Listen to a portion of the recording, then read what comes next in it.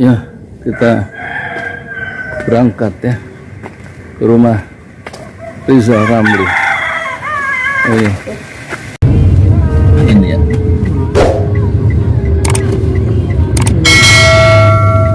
Rizal Ramli. Itu sama. Kelihatan sama. Itu. Saya tiba di rumah Rizal Ramli 49R ya.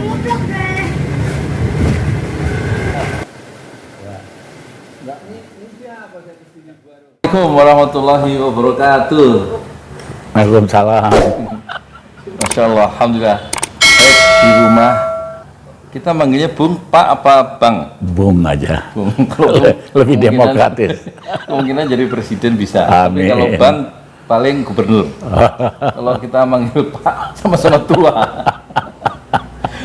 Jadi ini Bung Rizal ya, Masya Allah, saya terima kasih pertama ya sudah diundang ya. Sebenarnya ngapain sih ngundang saya? Aku itu perhatiin YouTube-nya Mas Yudi Prakoso. Pramuko. Pramuko. Oh, aku nambahin aja biar Prakoso gitu. Ngeles. Ngeles. Ternyata asik. Iya kan? Walaupun kadang-kadang kepanjangan, tapi pokoknya asik lah. Ya hiburan, ya juga konten. Terus udah lama pengen ketemu, cuman karena COVID mundur terus. Tapi aku seneng banget ternyata arek-arek Malang. Wah kalau ini mah gilanya sama sama kita. Almarhum istri saya, Ibu Hera, arsitek dari ITB, sama dari Harvard. Itu kakeknya dulu kepala sekolah bagus di Malang, SMA di Malang. Iya. Jadi setelah ketemu ini, gimana kesan pertama Bung Rizal ke saya nih? Maklum saya tuang donat kan ya. Kesannya ini, Jangan saya malu-maluin. kadang-kadang kan kita ketemu orang, kita sibuk mikir-mikir, ngukur gitu lah. Tapi ketemu Mas Yudi, ya langsung cair, langsung klek gitu lah. Nah, saya tadi ingetin omongan Gus Dur. Kalau orang hatinya sudah sama, ada konspirasi of the heart. Konspirasi of the heart, maksudnya kesepakatan hati. Soalnya pembaca saya ini penonton ada tukang somai, Ya. jadi nggak ngerti kan buat istilah-istilah. Keren opo itu konspirasi of the heart. Jadi kita nggak usah sering ketemu, nggak usah sering rapat, ngumpul-ngumpul. Pokoknya hatinya Mas sama saya, sama rakyat Indonesia, sama wes, gitu loh. Jadi itu yang namanya kesepakatan hati. Gus Dur bilang, Rizal, saya jarang ketemu sama kamu, karena kamu sibuk. Tapi apapun yang kamu kerjain, aku yang ngikuti. Saya ngerjain apa, kamu ngikutin. Kalau saya ada masalah, pasti kamu udah nongol. Iya kan? Kalau kamu ada masalah, ya pasti saya cari tahu. Kita cari jalan ya. Jadi itulah persaudaraan sesama hati gitu. Ya. Hebatnya Gus Dur itu apa nih menurut Bung Rizal? Pengalaman dulu sebagai Menko Equine. Hebatnya itu dia itu pertama lucunya itu nggak ada tandingan lah, nggak ada lawannya. Dagel. Oh, gitu. Tapi fokus dia jelas. Waktu dia angkat saya kepala Bulog, Rizal, kamu saya angkat jadi ketua Bulog. Terus tugas saya ngapain? Ya sederhana, tugas kamu bagaimana petani seneng. Petani. Nah, urusan bagaimana bikin hati seneng ya kamu udah tahu lah gimana caranya. Sebab Gus Dur sendiri nggak tahu.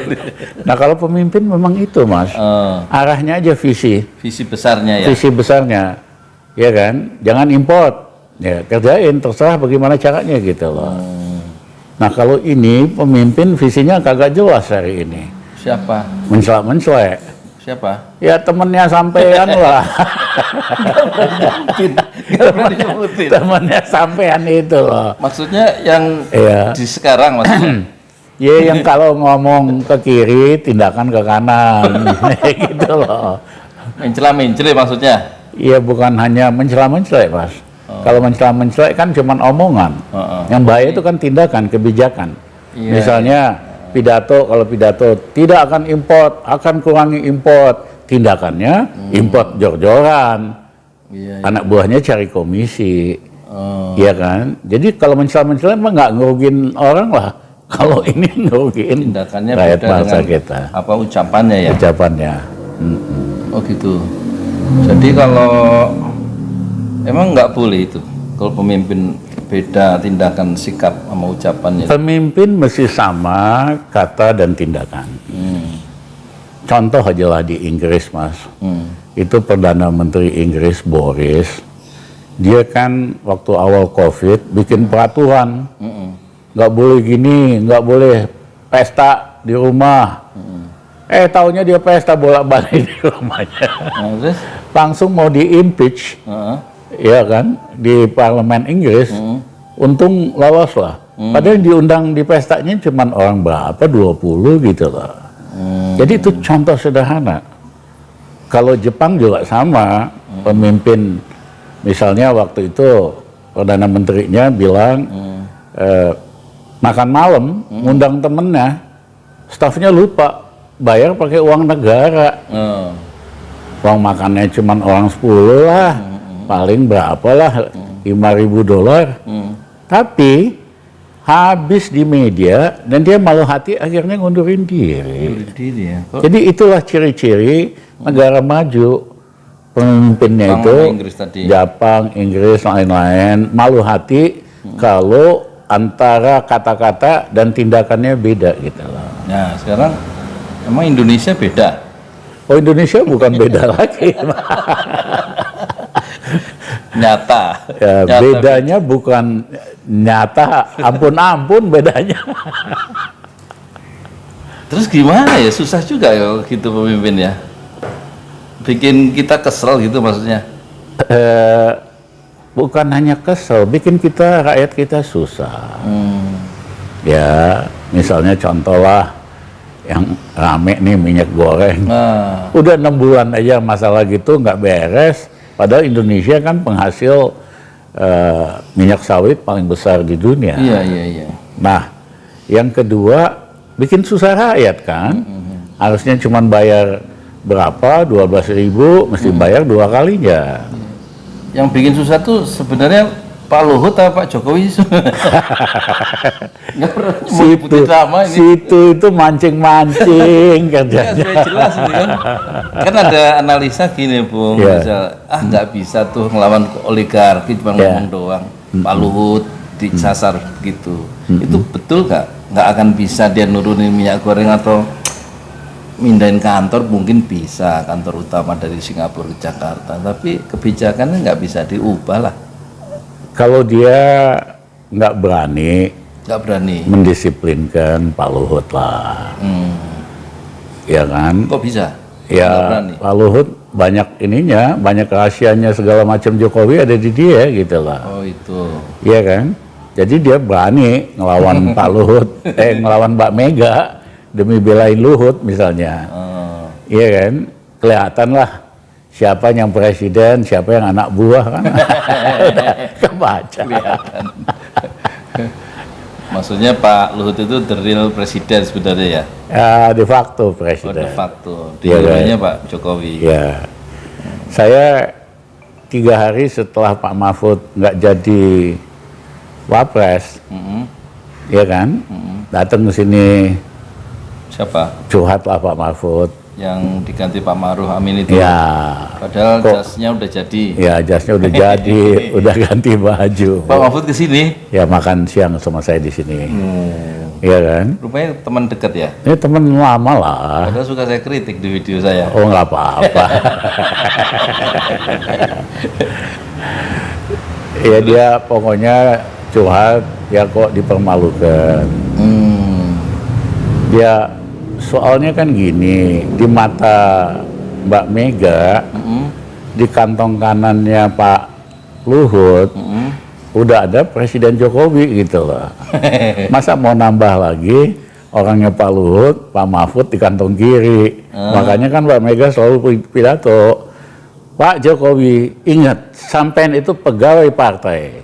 Maksudnya dengerin aku, jangan dengerin Luhut Panjaitan, jangan dengerin Rini Suwandi gitu loh. Wong Jawa kan ngomongnya nggak langsung gitu. Iya. Nah, poinnya kan gini Mas. Waktu makan siang ngomong apa yang kira-kira nggak ada di media itu? Oh banyak banget.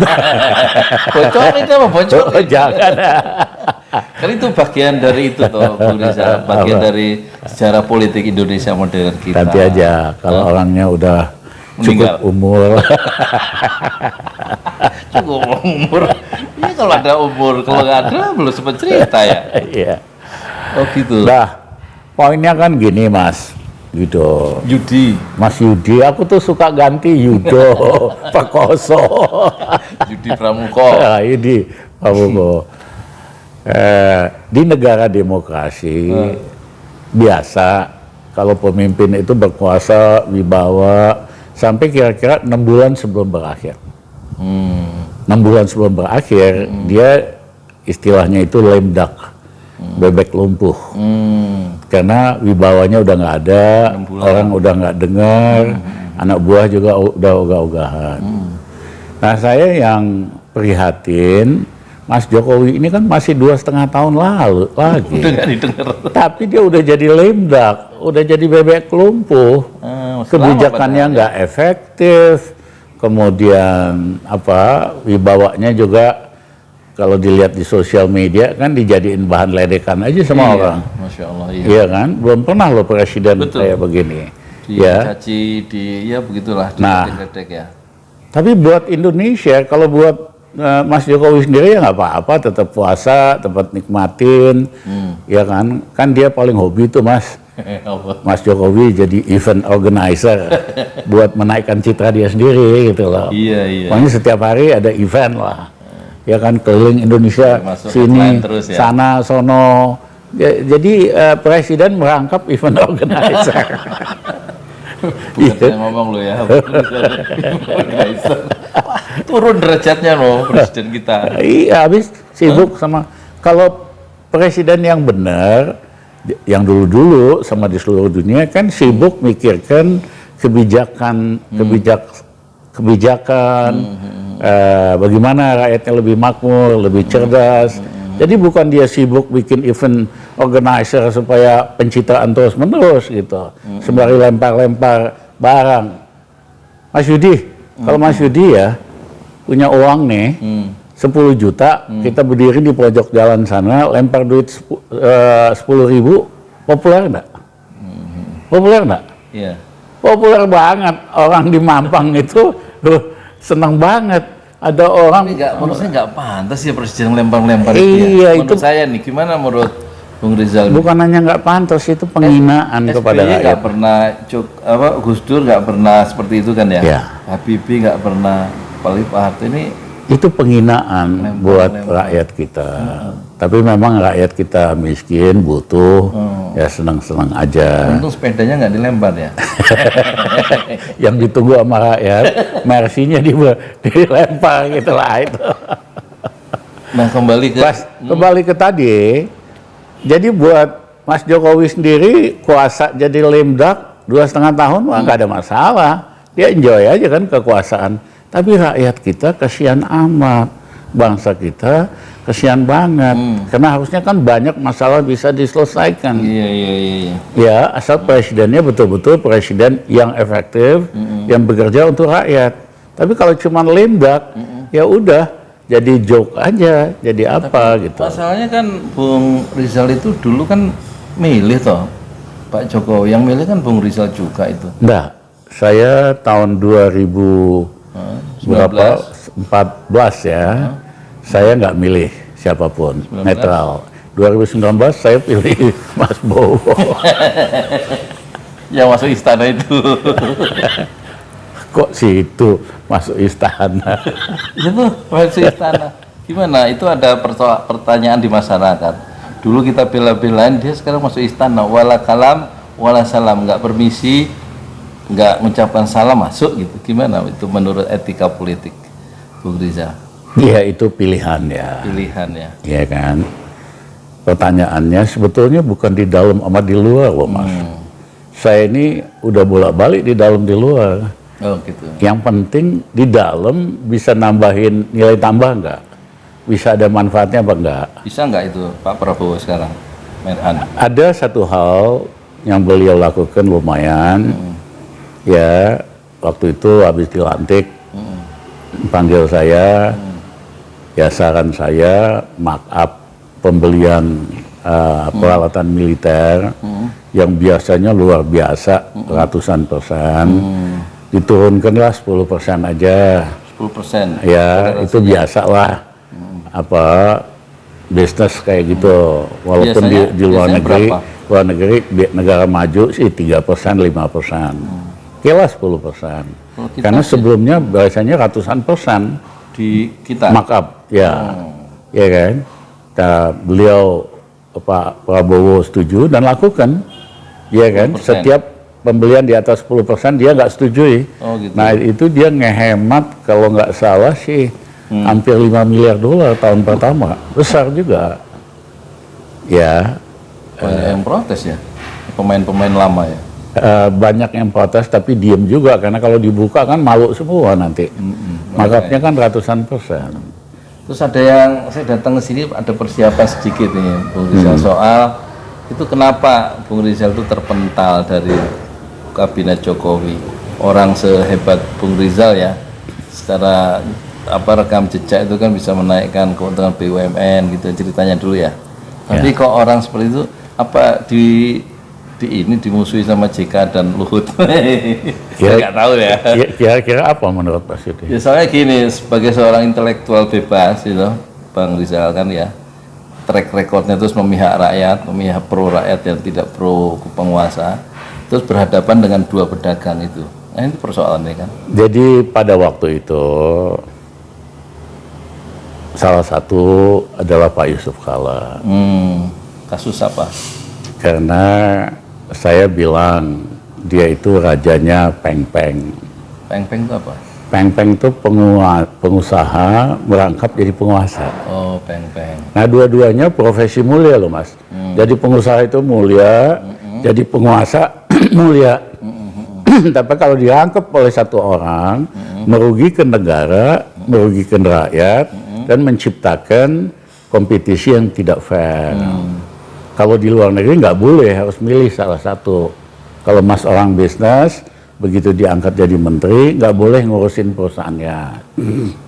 Yang kedua, kalau Mas mesti ngambil keputusan sebagai menteri di bidang yang Mas ada bisnisnya, Mas rapatnya nggak boleh ikut, dirjennya aja. Ini ngomong Pak JK? Oh enggak. Di Indonesia kelakuannya kan kayak gitu, berangkap penguasa tapi bisnis juga. Nah itu kan saya nggak suka lah yang gitu-gitu. Harusnya nggak usah ikut rapat untuk kasus-kasus. Iya, kalau dulu memang raja ya peng-pengnya Pak JK. Hari ini raja peng-pengnya teman saya Pak Luhut gitu. Nah, yang kedua adalah reklamasi. Ingat nggak? Saya kan stop reklamasi supaya kita evaluasi yang benar. Karena apa? Reklamasi itu biasa di seluruh dunia, di Eropa, di Singapura, tapi tanahnya punya negara.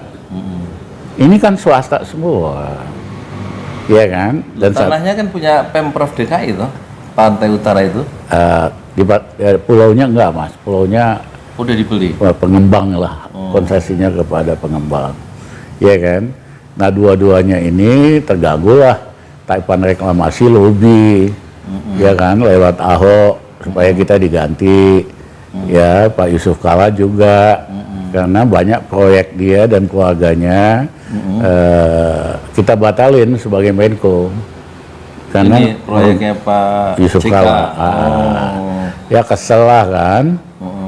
Dan Pak Jokowi dengar nasihat kedua orang itu. Itu aja. Saya malah senang di luar. lebih bebas, bisa ketemu Mas Yudi, bisa ngakak-ngakak. Oh gitu ceritanya, Iya kan? karena ada kepentingan bisnis terganggu ya Pak JK ya.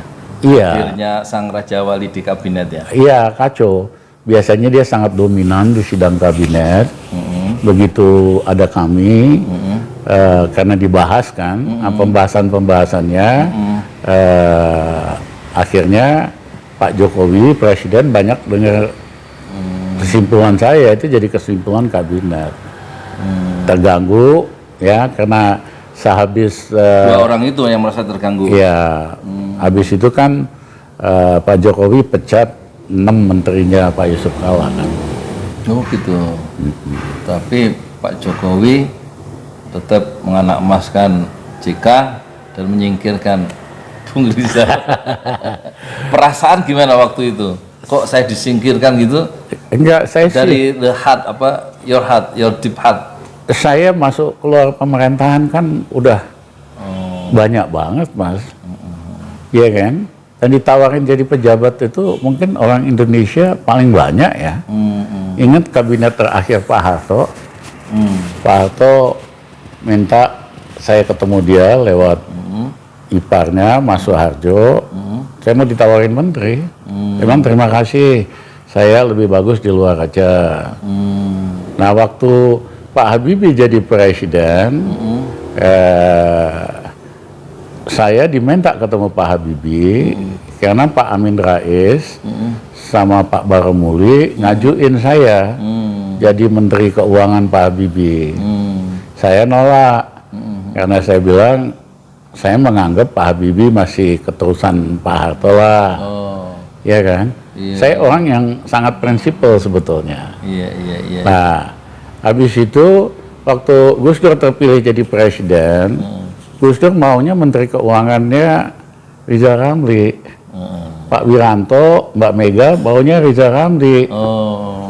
Tiba-tiba Amin Rais langsung ngancem. Pokoknya Menteri Keuangan harus dari PAN. Kalau enggak, Gus Dur, Mas Amin cabut dukungan dari Gus Dur. Siapa dari PAN? Ya, maunya Mas Amin waktu itu Pak Fuad Bawazir. Oh Pak Fuad. Nah, tapi kan Gus Dur lihai. Ya, saya setuju dari PAN. Tapi aku yang milih loh ya. Dipilihlah Bambang. Dari Gajah Mada, ya kan? Tapi itu habis itu beberapa minggu Gus Dur panggil. Rizal, kamu saya mau angkat jadi ketua BPK. Pemeriksa keuangan. Setara dengan ketua DPR kan?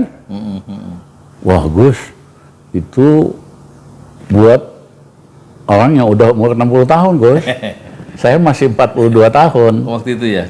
Jadi gini deh Gus, nanti kalau saya udah 60, Gus Dur telepon saya. Gus Dur sebel banget. Nah 2 minggu kemudian saya dipanggil lagi. Rizal, saya mau angkat kamu jadi dubes di Amerika, gantiin Pak Doro Jatun. Doro Jakti. Saya bilang, Gus, terima kasih Gus. Tapi Gus Dur kayak Belanda aja. Maksudnya apa? Ya, yang badung-badung dikirim ke luar negeri. Saya dubes kerjanya cuma minum wine doang. Terima kasih Gus. Jadi, tapi Gus Dur memang sayang saya. Dia terus mikirin. Seminggu kemudian dipanggil lagi. Kali ini kamu nggak boleh nolak sama sekali. Apa Gus? Kamu jadi ketua Bulog. Gus, karena Gus Dur udah minta 3 kali, saya terima kasih, saya terima. Tapi Gus ada syaratnya. Apalagi syaratnya pakai syarat-syarat? Ya kan? Syaratnya Gus, saya hanya mau jadi ketua Bulog 1 tahun doang. Saya beresin Bulog, habis itu saya tinggal. Loh Gus Dur bilang semua orang pengen jadi ketua Bulog karena duitnya paling banyak. Lebih banyak dari menteri-menteri. Kamu dikasih gitu. Ya berarti Gus Dur salah baca saya, motif kita bukan begituan. Ya kan? Akhirnya jadilah saya ketua Bulog kan. Nah, dasar Gus Dur dia mikirin terus saya apa gitu buat apa. Baru 3 bulan jadi Bulog, dia bikin tim monitoring kabinet. Ya. ketuanya saya angkat Dipo Alam jadi wakil saya. Oh, Dipo. Tugas kita mempersiapkan bahan-bahan untuk sidang kabinet, dari menteri-menteri, mereview saran-saran gitu loh. Diterima itu ya, jabatan itu? Iya. Jadi kadang-kadang Gus Dur ajaib udah ada Menko, gua pula jadi tim monitoring. Nah, terus Menko kapan waktu itu ditawarin ya? Nah, berapa bulan kemudian Gus Dur panggil, kamu harus jadi Menko Rizal. Pas itu ya? Nah, pas ya kan, jadi Menko, ekonomi tadinya anjlok minus 3%, 21 bulan kita naikin 4,5%, 7,5%. Kemudian nggak ada import beras sama sekali, ya kan. Yang ketiga gaji pegawai negeri Naik. ABRI sama sipil, Mas Yudi, kita naikin 125%. Belum pernah dalam sejarah Indonesia. Gus Dur juga bingung, ini gimana ceritanya? Duitnya? Nah, duitnya biarin, saya kan banyak akal Gus, kita cari. Sombong. Sombong dikit tau boleh. Tapi ini maksudnya supaya pegawai negeri mayoritas kan jujur, ABRI dan pensiunan punya uang. Begitu dia punya uang dia belanjain, akhirnya sektor ekonomi retail hidup, ekonomi kita pulih gitu loh. Ya, Jadi kan? kalau misalnya Bung Rizal di periode kedua Pak Jokowi seperti itu, mungkin ekonomi bisa membaik mungkin ya? Ya kalau saya Secara teoritis. kalau saya Menko-nya sih udah pasti kinerjanya jauh lebih baik dari yang Siapa ada. yang harus disingkirin nih kira-kira? Ya kali ini Mas Jokowi yang harus menyingkirkan dia. Udah payah soalnya udah. Yang dua itu? Ah bukan, Mas Jokowi udah nggak bisa mimpin, udah jadi lame duck. Maksudnya disingkirin presidennya ganti? Ya presidennya lah, tahu diri. Wes Mas Jokowi wes, wes, ya kan. Nah, jadi cepet itu. Tiba-tiba kemudian setelah saya jadi Menko berapa lama, Gus Dur panggil lagi. Saya Rizal, kamu jadi Menteri Keuangan, gantiin almarhum Priadi, supaya semua bisa lebih cepat, macam-macam. Iya kan? Ya udah, kita kerjain lagi. Jadi pokoknya Gus Dur kalau dia ada masalah, ada macam-macam, dia kasih kita tugas.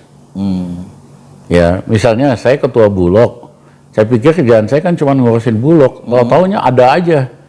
Gus Dur telepon, Rizal, itu perusahaan pesawat Pak Habibie IPTN merugi puluhan miliar, ratusan miliar.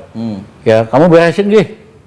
Loh Gus, salah nelfon Gus, telepon Menteri BUMN, Menteri Perindustrian. Ya enggak, saya maunya kamu. Kita kan ngeles terus, Gus, saya waktu muda suka ngeritik Pak Habibie, jor-joran bikin pesawat, nggak pernah memperhitungkan aspek ekonomis atau biayanya. Gus Dur kan canggih Mas Yudi. Dia bilang kamu itu ya kena karma. Ngapain dulu kamu ngeritik-ngeritik Pak Habibie? Ya tugas kamu beresin dia.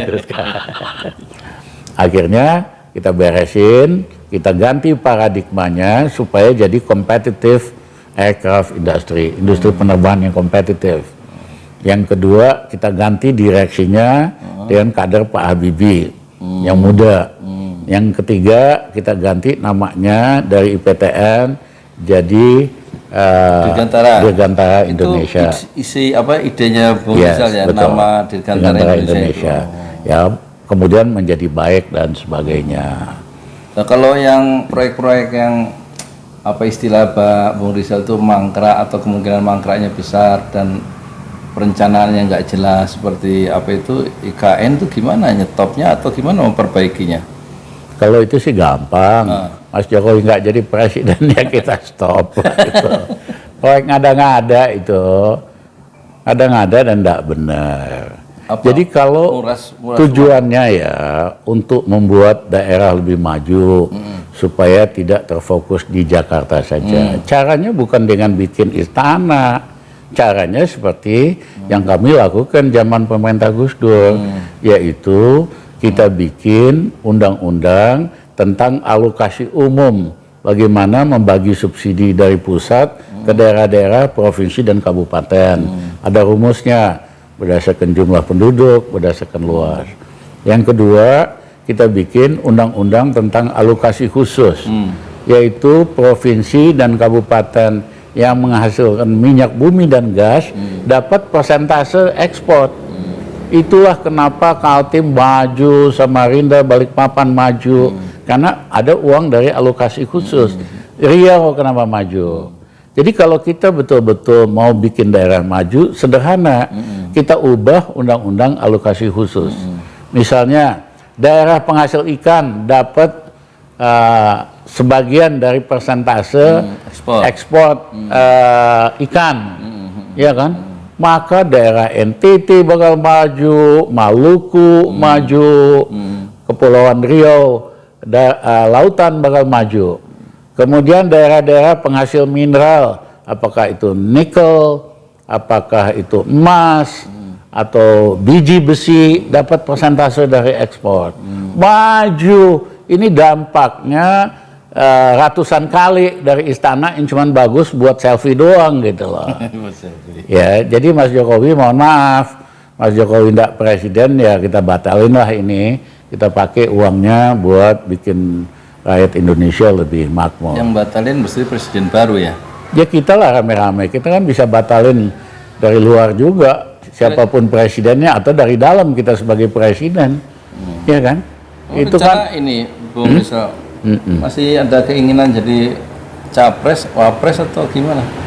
Enggak, kita ingin jadi pemimpin, Mas. Ya kan? Apa maksudnya apa? Ya pemimpin yang bisa ngubah Indonesia supaya lebih hebat, Meskipun tanpa lebih jadi maju. presiden ya? Ya bahwa kemudian Tuhan kasih takdir jadi presiden, alhamdulillah, kun fayakun. Tapi tujuan kita itu ingin jadi pemimpin supaya ngubah Indonesia lebih maju, lebih hebat, bisa kok. Bahkan ekonomi Indonesia pasca Jokowi akan lebih baik. Sederhana, ya kan? Habis pasca Jokowi cukup waktu 6 bulan kita akan turunin harga minyak goreng ke 12.000. Yang kedua, kita akan turunin harga tarif listrik yang 1.300 kilowatt sama 900. Itu 75% dari rakyat kita. Sehingga tagihan listriknya berkurang 30%, 40%. Dia ada tabungan di kantongnya. Tanggal 1 naik listrik 1 Juli. Ya itu kan yang sekarang mah nggak becus kok, bisanya cuma naikin harga sama ngutang.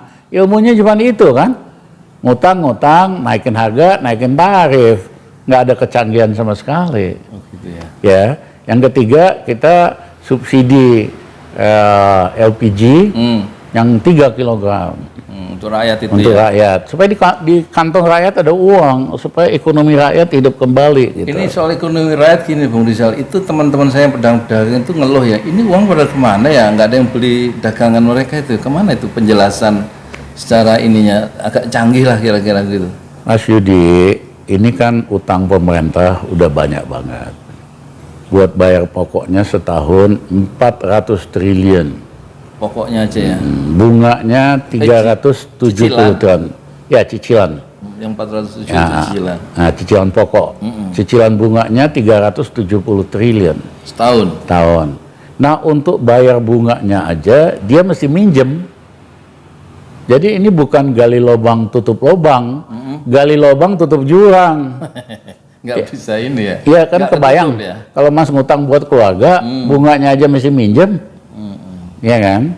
Nah, bagaimana cara bayarnya? Pemerintah harus terus menerbitkan surat utang, ya kan? Bagaimana supaya orang luar negeri sama dalam negeri tertarik beli surat utang ini?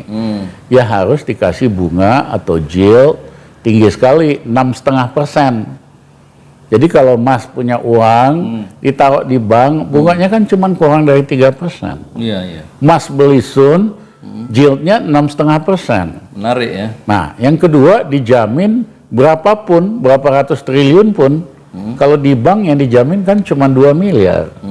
Jadi orang yang punya uang, lembaga keuangan, rame-rame beli sun. Ya, bank aja kalau dia ada uang, kalau dia minjemin selisih bunga yang dia dapat kan cuma 2%. Itu beresiko macet. Dia beli aja sun. Itulah kenapa uang yang beredar disedot Untuk bayar utang. untuk bayar beli surat utang ini. Surat Nah, utang. ini tahun lalu pertambahan kredit itu minus 3%. Harusnya setiap tahun kredit nambah 15% supaya ekonomi itu ada olinya, ada pelumasnya. Ini penjelasannya bikin saya bingung sebenarnya. Ya, tapi disedot itu duit rakyat, ya kan, untuk pada beli surat utang ini, sehingga tidak aneh di rakyat nggak ada uang, di pedagang kecil nggak ada uang, Karena untuk itu tadi uang untuk diambil. kesedot semua ke situ. Kasihan rakyat ya. Ya kasihan, tapi rakyat, Masuk saya. iya, Saya kemarin jualan ayam goreng hari pertama dapat 100.000. Ayam goreng mereknya The Pram. Kan katanya rakyat harus nolong diri sendiri. Iya. Gitu. Serius nih hari kedua nggak berjualan karena kesini. Baru pertama buka tutup hari kedua. Aduh. Nasib rakyat kecil, tapi banyak ilmu saya dapat ya dari Bung Rizal ini. ya. Terus ngomong-ngomong Mas itu, Yudi, gimana? pokoknya pasca Jokowi, ekonomi rakyat pasti lebih baik. Kayaknya benci bener sama Jokowi. Enggak. Hah? Saya kesel karena rakyat dibikin susah sama dia. Kesel sama benci beda tipis. Beda lah. dong. Oh beda. Kalau benci itu kan masalah pribadi, Heeh. ya kan? Kalau kesel itu masalah publik. Oke. Lu bikin susah rakyat gua, ya lu jadi musuh gue gitu. Dari dulu kan kita begitu. Jangan Pak Harto begitu. Iya. Ya, selama lu bikin susah rakyat, Musuh. musuh. Itu aja kita mah. Nggak ada masalah pribadi. Musuhnya Bung Rizal banyak bener nih. Luhut, JK, Jokowi. Buat tergantung. Kalau JK setelah nggak jadi pejabat, dia malah seneng, malah muji-muji saya di acara PKB. Kenapa? Wah, dia bilang Pak Ramli ini orang hebat, pinter, berani ngambil resiko. Kalau dia jadi pengusaha, dia udah jadi pengusaha kaya raya nih. Tapi dia nggak mau, dari dulu sibuk ngurusin negara melulu. Nah, setelah nggak jadi pejabat kan jadi teman lagi semua sama kita. Oh, kalau Luhut Hah? Masih masih kesel. masih WA-WA-an sama saya. Masa? Iya, Bener. benar. Ah, nggak yakin saya. Dia kan antara ini Ya ngomong apa? macam-macam. Dulu saya lihat di TV One di apa itu? ILC ya. Cukup apa setahun inilah ngurusin negara, jangan ngurusin sendiri. Itu kan yang disasar Pak Luhut, saya tahu itu. Saking dia itu. Pokoknya gini lah, kita kan teman lama, Oh gitu. ya kan. Jadi sering, misalnya dia kedatangan Tony Blair, WA saya, Jal, Tony Blair baru datang ke rumah. Ke Amerika, ketemu Elon Musk. Elon Musk. Ya, kita sama Jokowi habis ketemu Elon Musk, begini begitu. Ya. Luhut. Ya, WA sama saya. Oh gitu. Berarti nggak musuhan.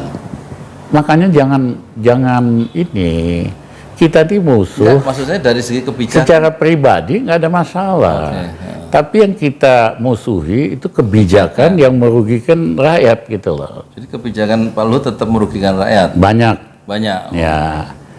Nah, di tokoh-tokoh kemerdekaan kita kayak gitu dulu, Mas. Iya, tetap bersahabat ya. Tokoh apalah, NU, tokoh partai PNI, tokoh bahkan PKI. Mereka tuh beda pendapat soal kebijakan, soal politik. Tapi soal pribadi mah Hangat. temenan. Iya. Itu si Aidit kalau pulang rapat, nebeng naik sepedanya Agus Salim. Iya kan? Jadi kita juga harus biasakan ini. Natsir mungkin sepedanya. Natsir. Sepedanya Natsir. Natsir pulang, Aidit nggak ada kendaraan, nebeng sama sepedanya Natsir. Padahal ideologi kan musuhan loh. Islam sama komunis gitu loh. Kebijakan musuhan dong. Tapi Pak Bung Rizal suka ini ngasih pandangan-pandangan terhadap kebijakan yang diambil Luhut misalnya. Ada Lewat bisa. WA itu. Ya, Maksudnya? oh enggak, saya nggak mau itu jadi masalah pribadi. Oh. Jadi lewat Twitter, Kalau yang lewat publik lewat Twitter aja ya? sosial media kan publik, bukan masalah pribadi. Ya, jadi biasa aja Mas. Saya semua teman baik kok sama Mas Muldoko apa, ya kan? WA apa sama Mahfud. Tapi kalau kebijakannya nggak benar, dihajar lewat Twitter. Jadi harus dibedakan antara perasaan pribadi dengan kepentingan publik dan isu publik gitu loh. Karena kalau dia nggak pejabat juga kita nggak tertarik komentarin dia Sapolo gitu loh. Iya. Masya Allah, luar biasa ya. Mas Yudi, Ya, kalau bola, arek-arek Malang kan bola biasanya menang. Belakangan ini menang apa kalah? Kalau saya ini penggemar Persib Bandung. Persib ya. Mm-mm. Karena dulu di ITB ya. Ya lama di orang Bandung lah, ya kan? Kalau saya penggemar donat.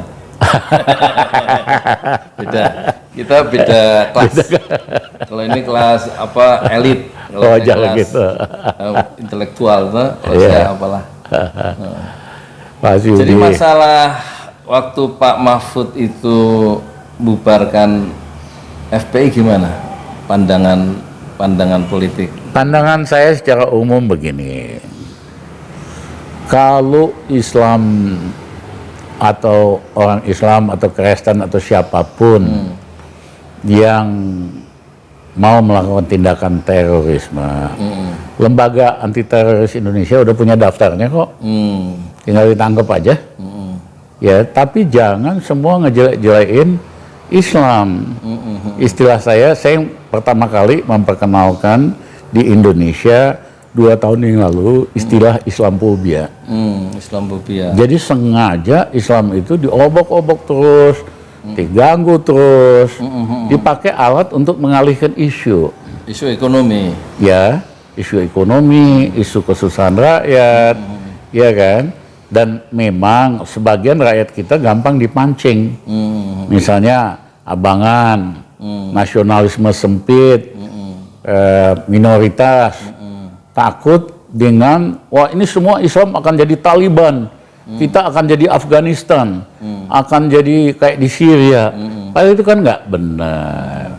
Bahwa ada beberapa orang yang radikal, ya mengambil tindakan bersenjata ngelawan, ya tangkap aja. Tapi mayoritas rakyat kita itu Islam yang cinta damai, moderat, dan dulu kan nggak ada masalah, Mas. Kita udah nggak ada masalah istilahnya agama, suku, warna kulit, apalagi zaman Gus Dur kita hapusin kok. Lo selama Jokowi balik lagi, bahkan buzzer-buzzer dan influencer rupiah ini mereka berbayar untuk ngadu ngocok-ngocok Islam terus, termasuk itu yakin ya Coro TV ya. Coro TV kok.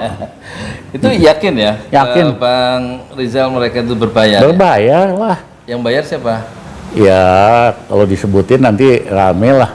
Rame. Ya sebagian kan pakai anggaran. Ada kan anggarannya waktu itu dilacak. Oh iya. Diumumkan di. Ya dia umumin di media. Oh begitu. Ada juga dibayarin oleh cukong-cukong yang ketakutan dengan Islam politik gitu loh. Waktu zaman Pilpres 2019 itu ada beberapa mantan perwira pensiunan datang ke rumah Parung. Ya. Katanya purnawirawan itu menurut beliau ya, dan dia kenal Prabowo karena bekas pelatihnya, kenal Luhut. Ini purnawirawan itu cemas datangnya Cina, TKA Cina.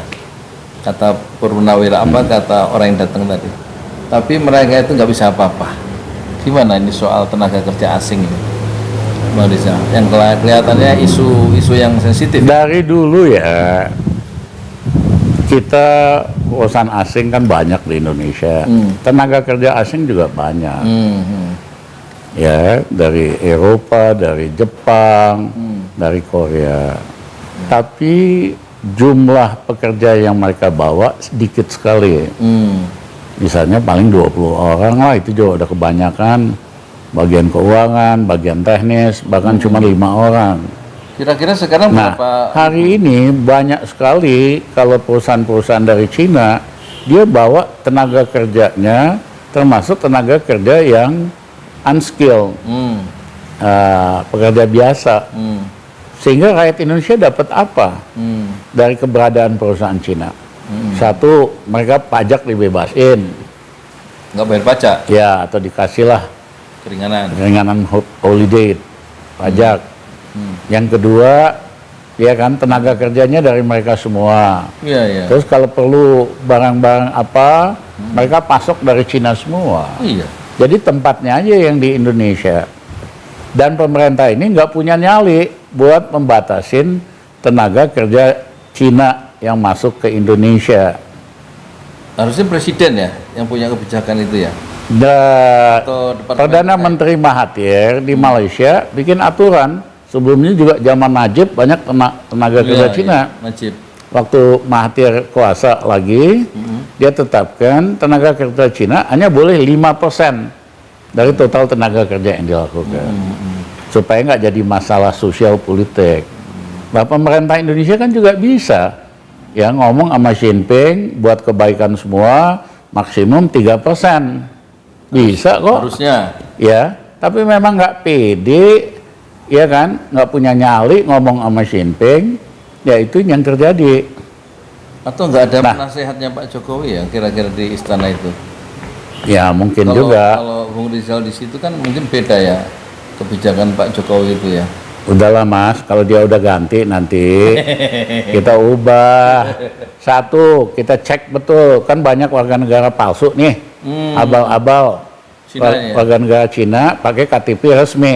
Iya. Itu kita operasi nanti, kita pulangin semua.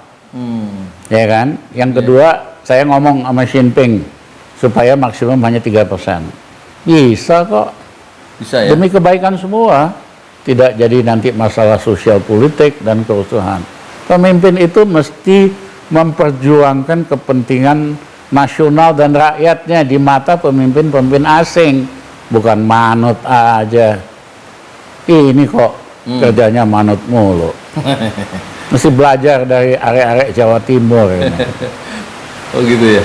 Baik, terima kasih nih Bung Rizal, ada pesan-pesan terakhir untuk apa? Untuk pemimpin atau untuk Saya memang bangsa kita lagi susah.